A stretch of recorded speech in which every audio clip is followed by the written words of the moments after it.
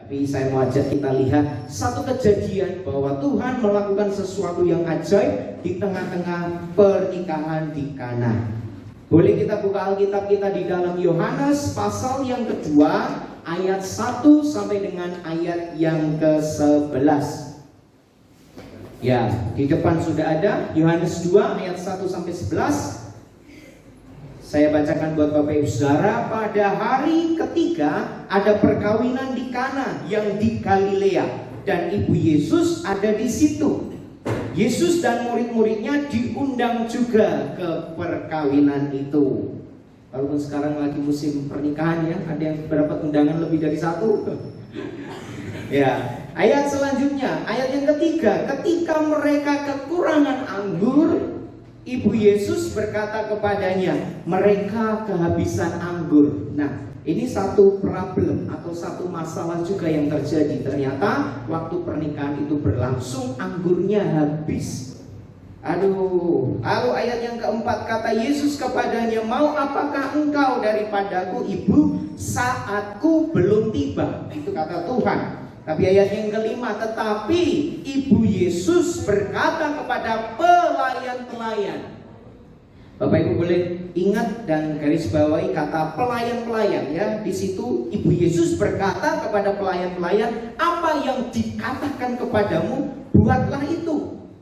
Di situ ada 6 tempayan yang disediakan untuk pembasuhan menurut adat orang Yahudi. Masing-masing isinya 2-3 buyung. Jadi adat di sana itu sebelum mereka masuk, kakinya harus dibasuh dulu atau dibersihkan.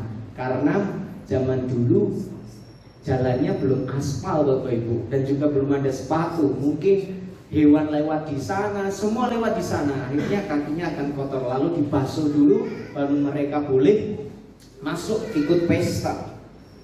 Ayat yang ke-7, Yesus berkata kepada pelayan-pelayan itu, ya Yesus ngomong sama pelayan-pelayan itu, isilah tempayan-tempayan itu penuh dengan air, dan mereka pun mengisinya sampai penuh. Lalu kata Yesus kepada mereka, sekarang cedoklah dan bawalah kepada pemimpin pesta. Bapak Ibu bisa ingat-ingat dan garis bawahi juga kata pemimpin pesta.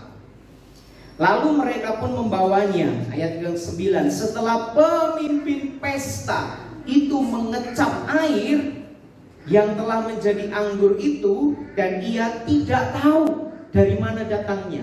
Jadi pemimpin pestanya nggak tahu anggurnya dari mana, tetapi pelayan-pelayan yang mencedok air itu mengetahuinya. Ia memanggil mempelai laki-laki dan berkata kepadanya, setiap orang menghidangkan anggur yang baik dahulu, dan sesudah orang puas minum, barulah yang kurang baik. Akan tetapi engkau menyimpan anggur yang baik sampai sekarang. Hal itu dibuat Yesus di Kana yang di Galilea sebagai yang pertama dari tanda-tandanya, dan dengan itu ia telah menyatakan kemuliaannya, dan murid-muridnya percaya kepadanya. Bapak Ibu perhatikan di ayat yang ke-9. Kita semuanya melihat sebuah kejadian bahwa mereka kehabisan anggur, kemudian Tuhan membuat mujizat. Apa? Anggur jadi air? Atau air jadi anggur? Air jadi anggur. Nah, di ayat yang ke-9 menarik. Di situ ada pemimpin pesta. Tapi pemimpin pestanya tidak tahu datangnya anggur ini dari mana. Sedangkan pelayan-pelayan mengetahui dari mana anggurnya.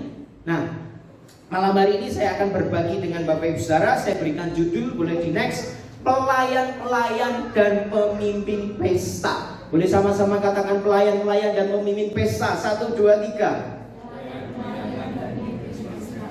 Nah, ada hal yang menarik Bapak Ibu. Kenapa pemimpin pesta? Pemimpin pesta itu sebetulnya adalah orang yang harus paling tahu jalannya pesta. Mulai dari hal yang kecil sampai dengan hal yang besar. Dari perlengkapannya lah, apa yang dibutuhkan, dari acaranya, siapa tamunya, semuanya harus dia pahami, mengerti. Karena dia seorang pemimpin pesta. Itu sudah bagiannya, tugasnya, tanggung jawabnya. Kalau bahasa sekarang kita kenal WO Bapak Ibu ya, wedding organizer.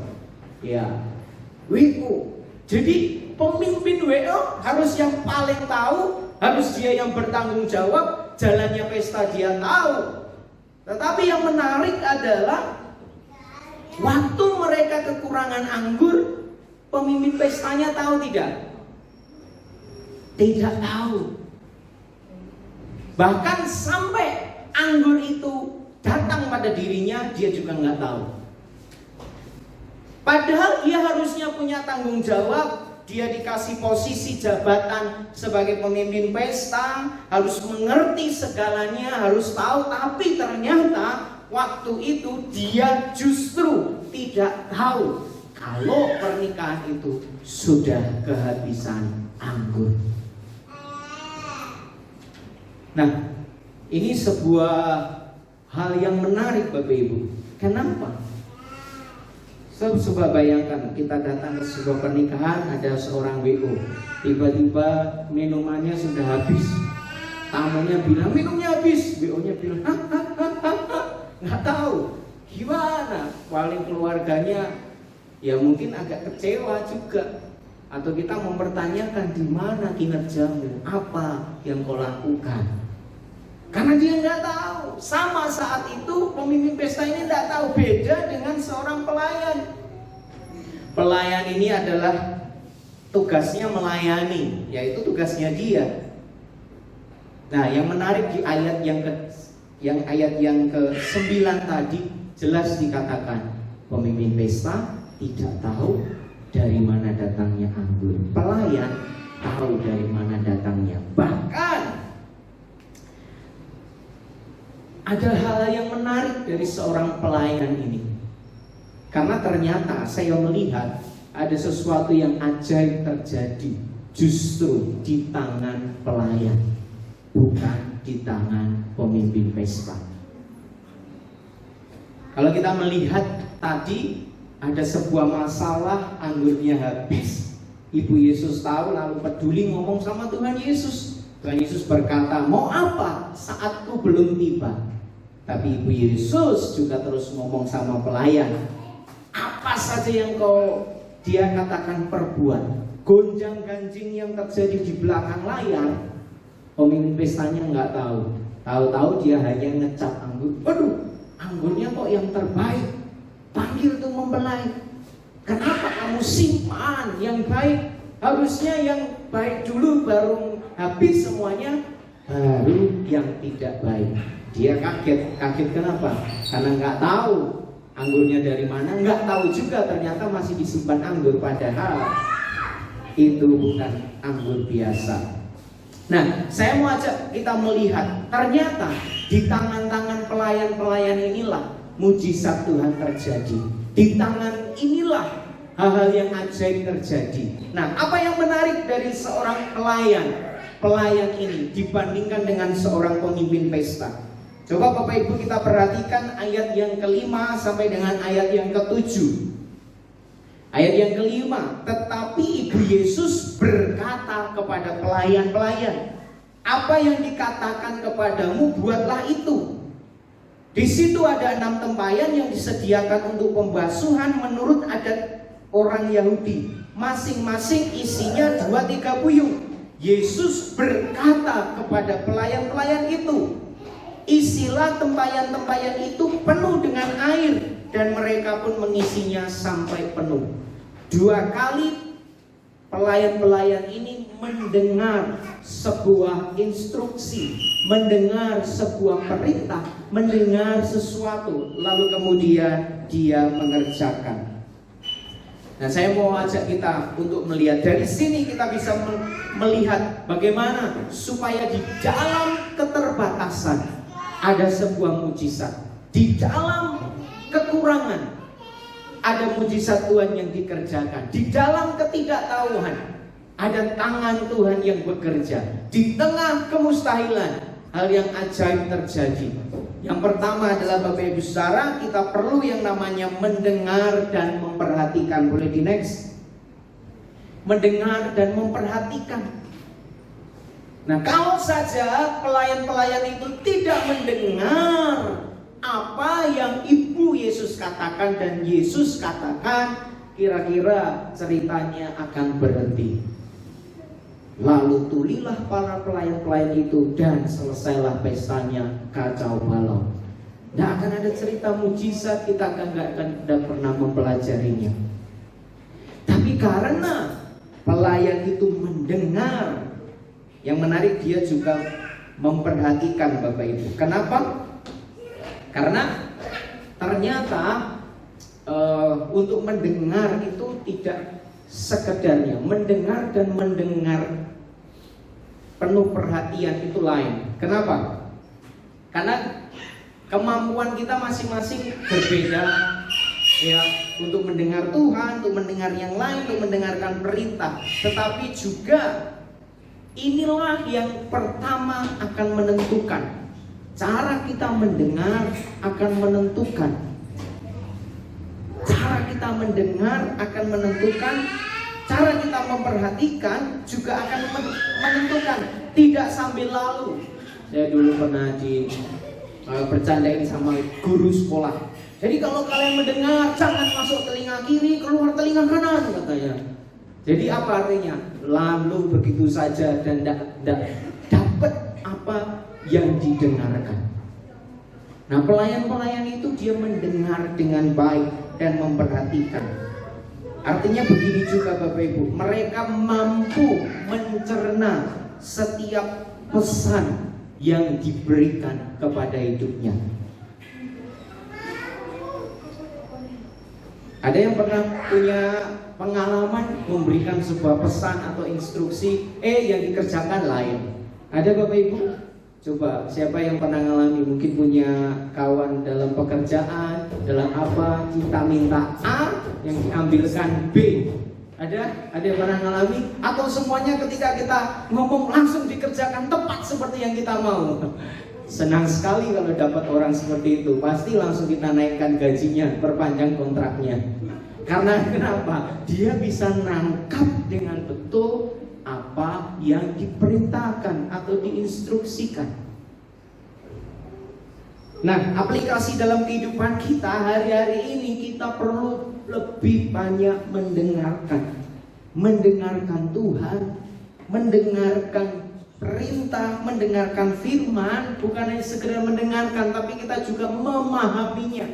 Kita cerna dengan baik secara pribadi. Bahkan kalau kita diberikan sebuah tugas atau kita diminta sesuatu, kita juga mendengarkan dengan betul, dengan baik. Bisa jadi cara kita mendengar akan menentukan mujizat buat kita dan orang lain. Cara kita mendengar dan memperhatikan akan sangat berpengaruh kepada keadaan. Waktu itu mempengaruhi keadaan mereka, mempengaruhi keadaan pesta, dan mempengaruhi yang lain. Jadi kita perlu mendengar dan memperhatikan. Alkitab berkata, cepatlah mendengar, lambatlah berkata-kata. Ya, apalagi nanti sekarang dan musim depan, musim politik, banyak sekali akan beredar kabar, cerita, dan kita bisa merespon dengan banyak hal. Tapi kita bisa mendengar, lalu kita cerna. Apalagi kalau itu pesan Tuhan, kita harus mencernanya sampai menangkap, sampai mengerti, baru bisa meresponi. Saya ajak kita lihat juga di ayat yang ke-7 dan ayat yang ke-8. Boleh di next ya. Yesus berkata kepada pelayan-pelayan itu, isilah tempayan-tempayan itu penuh dengan air. Dan mereka pun mengisi sampai penuh. Lalu kata Yesus kepada mereka, sekarang cekjoklah dan bawalah kepada pemimpin pesta. Lalu mereka pun membawanya. Jadi apa yang Tuhan perintahkan, apa yang Tuhan suruh kerjakan, pelayan-pelayan itu kerjakan. Jadi poin yang kedua sebetulnya adalah menurut dan tidak mempertanyakan. Kenapa Bapak Ibu Saudara? Karena kita perlu sebagai pengikut Tuhan hidup dalam ketaatan. Kita perlu melakukan apa yang disuruh, ketika disuruh dilakukan. Nah, pelayan ini tidak mempertanyakan atau tidak komplain. Padahal pelayan ini punya kesempatan untuk tanya, Bapak Ibu. Sekarang gini, bisa tanya sama Tuhan, kenapa kok diisi sampai penuh? Nah, Bapak Ibu ngerti nggak kenapa tempayan itu kok kosong? Karena sudah dipakai. Dipakai, orang-orang datang ke pesta. Setiap orang datang pembasuhan, setiap orang datang pembasuhan, airnya kurang. Nah, dia bisa saja ngomong, kenapa kok harus diisi penuh? Dia bisa bertanya sama Tuhan, Tuhan kenapa kok harus diisi penuh? Setengah aja lah, meringankan pekerjaanku Tuhan. Dia bisa bilang begini, toh juga tamu-tamunya sudah pada datang. Nah, kenapa mereka bisa kehabisan anggur? Pernah ada yang tanya? Karena jumlah tamunya lebih banyak daripada yang mereka siapkan. Itu jawabannya. Makanya mereka kekurangan anggur. Karena nggak mungkin sampai sebetulnya kekurangan anggur. Karena bagi mereka sesuatu pasti malu lah. Udah bikin pesta kurang lagi. Masa nggak dihitung? Kayak dihitung Gusti. Ya, dia bisa ngomong pelayan-pelayan ini sama Tuhan, Tuhan, kenapa kok isinya sampai penuh? Setengah aja lah, jangan 6 tempayan, 3 aja. Tamunya sudah datang semuanya, nggak ada yang datang lagi Tuhan. Dia nggak tanya, tapi dia turut.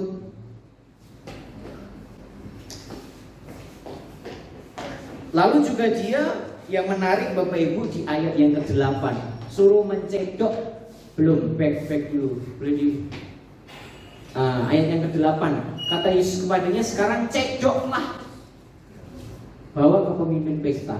Lalu mereka pun membawanya. Saya tanya Bapak Ibu, yang dibawa ke pemimpin pesta air atau anggur? Yesus suruh cedoklah, bawalah ke pemimpin pesta. Kira-kira yang dibawa air atau anggur? Atau ada dua-duanya ngomong air anggur? Anggur kan air juga. Bisa bayangkan nggak? Bagi saya, dia masih cedok itu air. Nanti kita akan lihat posisi mujizatnya itu saat kapan. Saudara bisa bayangkan? Kita lagi dalam pesta, ada WO, kita bawain dia bukan air minum, air cuci tangan. Kita bawain cedok, bawa dalam pikiran dan hati pelayan, mateng nih, mati aku nih. Paling enggak, waduh nih, bisa-bisa kena semprot nih. Iya enggak? Air yang disodorkan ketika dicicip, ini air paling dia disemprotkan lagi. Atau enggak dia ditampar bisa bam, pelayan. Kenapa? Karena pelayan itu budak. Zaman itu budak mau diapakan sah, dibunuh pun juga sah. Ya, dan budak itu ada level-levelnya, pelayan itu ada level-levelnya. Pelayan di tempat pembasuhan, di pertama kali orang datang itu pelayan paling rendahan. Kalau pelayan yang lain dia ikut sama tuannya di dalam. Jadi saya membayangkan hatinya berdebar-debar. Dia mau komplain, dia mau tanya sama Tuhan, buat apa ini Tan? Air bawa ke pemimpin. Aduh, berakhirlah karirku nih di tanganku sendiri nih. Air nih. Tapi dia tetap kerjakan yang Tuhan perintahkan. Dan menariknya, dia turut dan dia tidak bertanya. Dalam hidup ini banyak hal kita bisa mempertanyakan Tuhan, mempertanyakan keadaan, mempertanyakan banyak hal. Apalagi kalau sesuatu yang terjadi tidak seperti yang kita harapkan atau skenarionya. Nah, waktu itu kan nggak ada yang merancangkan. Ada yang pernah merancangkan pernikahan tapi anggurnya habis? Nggak ada pasti. Semua pasti udah dihitung. Kalau bisa malah lebih, jangan kurang. Ya kan, kita mau Natal juga kan gitu konsumsi. Bisa lebih, jangan kurang kan. Kalau kurang mau gimana? Sama dengan hal itu, mereka udah perhitungkan, tapi pada kenyataannya lain. Nah, aplikasi dalam kehidupan, kalau kita jalan dengan Tuhan, kadang tidak semua hal kita mengerti maksudnya. Sama kayak pelayan itu, dia nggak mengerti kenapa disuruh bawa air di tangannya dan dikasihkan ke pemimpin pesta. Pemimpin pestanya udah basuh kaki, kecuali dia bilang kakinya basuh, lain lagi ceritanya, hanya suruh bawa. Kemudian kadang kita juga nggak ngerti, tapi kalau Tuhan minta, ya tetap dikerjakan. Itulah pengikut Tuhan. Firman berkata ini, kerjakan. Kadang-kala kita memikirkan banyak hal, mempertimbangkan, lalu kemudian tidak masuk dalam logika kita, nggak masuk dalam pikiran kita. Ini mungkin hal yang aneh untuk dikerjakan. Tapi kalau kita belajar dari pelayan ini, dia tetap kerjakan dan dia tetap lakukan dan dia taat dan dia nggak banyak tanya sama Tuhan. Ada yang percaya Tuhan akan membunuh kita? Angkat tangan. Ada yang percaya Tuhan kasih sesuatu untuk datang dalam hidup kita, untuk membinasakan kita? Enggak kan? Kita percaya Tuhan itu baik. Kita percaya segala sesuatu yang terjadi itu untuk kebaikan kita. Kadang walaupun tidak mengerti, tapi kan itu percaya kita. Minimal kalau kita dikasih beban yang berat, membuat kita makin hari makin kuat. Amin. Ada yang suka nge-gym, angkat beban, ototnya dapat kan tambah lagi bebannya. Kenapa? Iseng mereka? Enggak, supaya makin hari makin kuat. Semakin banyak bebannya, mungkin bebannya enggak hilang, tapi hidup kita makin hari makin kuat. Amin. Iya kan? Apa yang ditaruh oleh Tuhan, percaya Tuhan tidak akan untuk membinasakan dan membunuh kita. Jadi apa aplikasinya? Percaya aja. Percaya Tuhan ngomong, percaya dia bisa lakukan, dan percaya dia bisa lakukan yang di luar perkiraan kita. Prediksi, kita kan bisa memprediksi, kita bisa menghitung, mengkalkulasi, kita bisa mempersiapkan seperti minggu lalu, kita bisa melakukan A, melakukan B, kita bisa belajar, kita bisa menambah wawasan, kita bisa merancangkan segalanya. Tapi Alkitab berkata, keputusan Tuhanlah yang jadi. Manusia bisa merancangkan, tapi keputusan Tuhanlah yang jadi. Kalau seandainya kita merancangkan dan segalanya terjadi, waduh, ajaib sekali hidup kita. Tapi kan kita nggak pernah tahu baik dan buruknya, tapi Tuhan tahu. Mari tetap turut sama Tuhan. Kalau kita tidak mengerti, kerjakan. Bertanya dan mempertanyakan itu lain. Kita tanya Tuhan boleh, tapi kalau mempertanyakan, nah saya tulis bukan menurut dan tidak bertanya, tapi mempertanyakan, lain loh. Bertanya dan mempertanyakan. Kalau bertanya kadang kita butuh, Tuhan aku harus gimana, itu bertanya. Tapi kalau Tuhan kenapa ini terjadi, harusnya kan begini, itu dan sebagainya, nah itu mempertanyakan Tuhan. Dan setelah itu apa yang terjadi? Kita coba ayat 8-9 tadi udah di next, boleh di next ya, 8 dan 9. Setelah sekarang cedoklah dan membawalah kepada pemimpin pesta, lalu mereka pun membawanya. Ayat yang ke-9.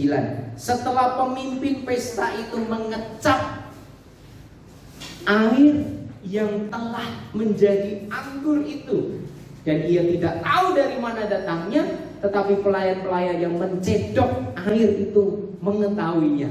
Dia memanggil mempelai laki-laki. Jadi jelas yang dicedok apa? Air. Yang dibawa kepada pemimpin pesta, air. Di dalam perjalanan, sebelum pemimpin pesta itu mau mengecap, telah menjadi anggur, sudah berubah jadi anggur. Jadi di tangan siapa mujizatnya terjadi? Di Di tangan Yesus? Di tangan Tuhan Yesus? Di tangan pemimpin pesta?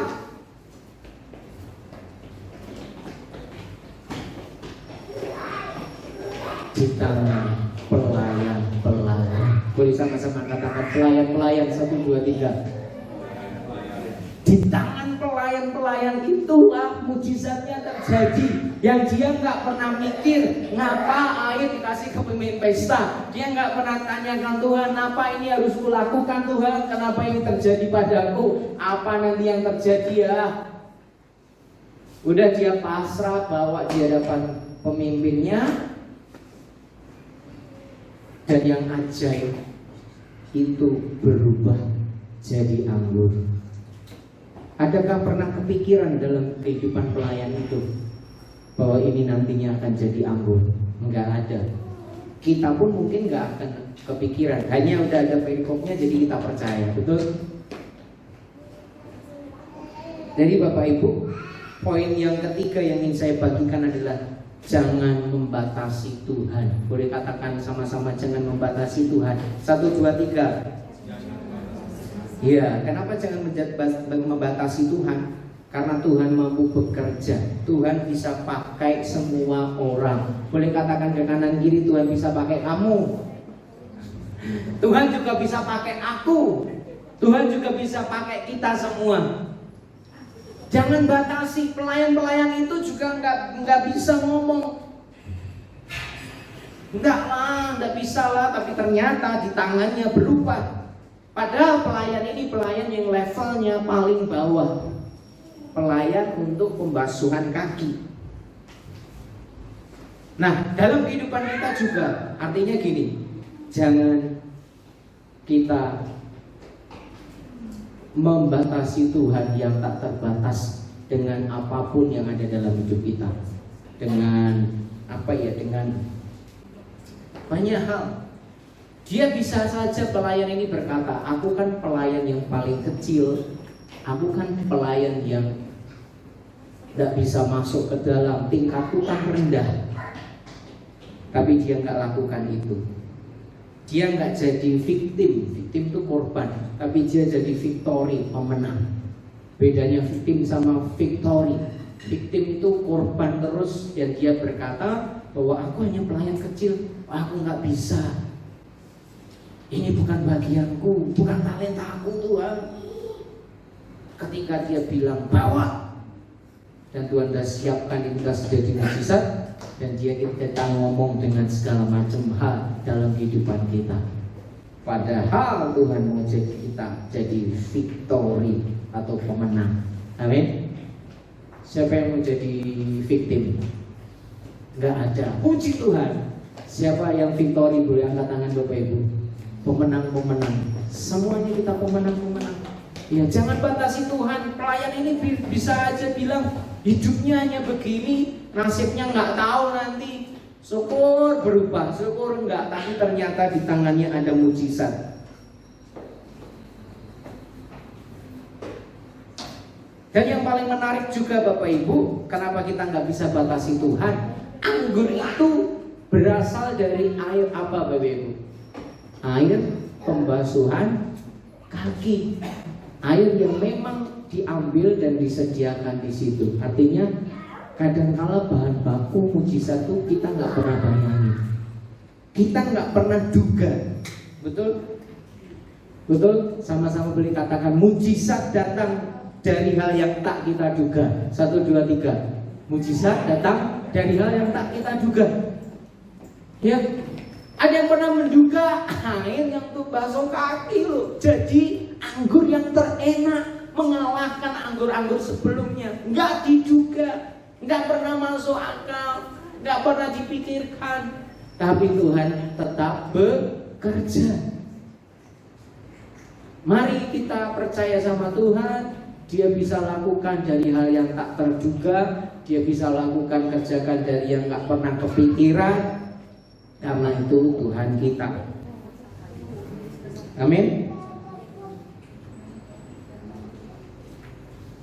Mari kita percaya kita bisa dipakai Tuhan. Kita nggak boleh banyak alasan. Aku kan pelayan kecil, apa gunanya? Tapi kalau kita percaya, kita akan jadi pemenang. Bahkan juga jangan banyak kita menyalahkan keadaan. Pelayan itu bisa ngomong aja, ini karena pemimpin pestanya ini kurang teliti nih. Coba dia hitung dengan benar. Kita kan nggak kekurangan anggur. Masalah ini gara-gara kamu nih. Bisa, semua hal bisa terjadi di dunia ini. Tapi kalau orang yang mau melihat dengan cara lain, akan ada mujizat yang tidak terduga. Jangan batasi Tuhan, percaya masih ada 1000 macam cara Tuhan menolong. Amin. Sekalipun kita nggak ngerti, mari terus percaya, besarkan pengharapan kita. Apapun keadaan kita, di tangan orang-orang yang mau taat akan ada mujizat yang besar. Ya, jadi kesimpulan malam hari ini apa Bapak Ibu Saudara? Kesimpulannya adalah begini. Jangan kita menjadi orang yang seharusnya tahu tetapi malah tidak tahu. Kayak pemimpin pesta. Pemimpin pesta ini harusnya tahu, tapi malah dia nggak tahu apa-apa. Tapi jadilah yang tidak diperhitungkan. Kayak pelayan ini nggak pernah diperhitungkan, tapi di tangan kita terjadi mujizat. Amin. Tapi kalau Tuhan percayakan kita dengan posisi jabatan, yuk bertanggung jawab dengan baik, kerjakan dengan sepenuh hati. Jadilah yang paling tahu dalam bidang kita yang akan kita kerjakan. Dan selanjutnya adalah mari tetap mendengarkan dan memperhatikan, menurut sama Tuhan dan tidak mempertanyakan, dan jangan batasi Tuhan. Dan saya berdoa kita mengalami mujizat Tuhan. Di tangan pelayan itu mujizat terjadi. Di tangan orang yang mau mendengarkan, mau memperhatikan, mau nurut, tidak banyak tanya, nggak batasi Tuhan. Tuhan bisa kerja dalam segala macam hal, dan itu terjadi dalam kehidupan kita. Amin. Sama-sama kita katakan haleluya. Sekali lagi berikan tepuk tangan buat Tuhan.